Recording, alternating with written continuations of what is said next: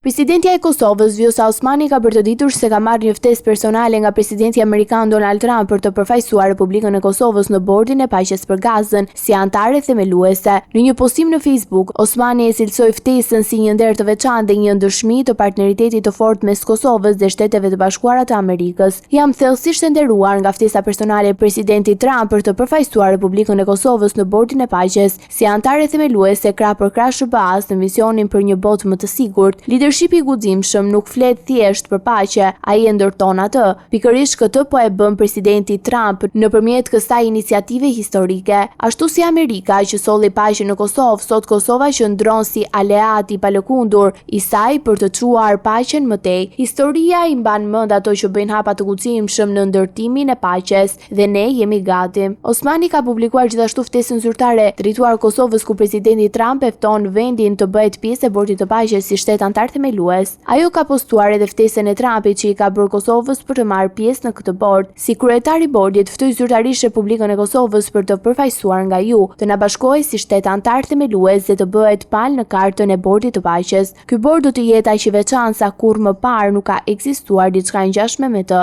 Çdo shtet antar mund të caktojë një përfaqësues të autorizuar në emër të tij për të marrë pjesë dhe kontribuar në takime. Me kënaqësi pres të punojmë bashkë edhe për shumë gjatë në të ardhmen drejt qëllimit të vendosjes së përhershme të paqes botërore, mirëqenies dhe madhështisë për të gjithë. Më herët ftesë për pjesëmarrje në këtë bord ka marrë edhe kryeministri i Shqipërisë Edi Rama. Iniciativa e Bordit të Paqes ka tërhequr interesin e liderëve nga 10 vende të botës, duke u konsideruar si një platformë e re ndërkombëtare për adresimin e konflikteve dhe promovimin e paqes.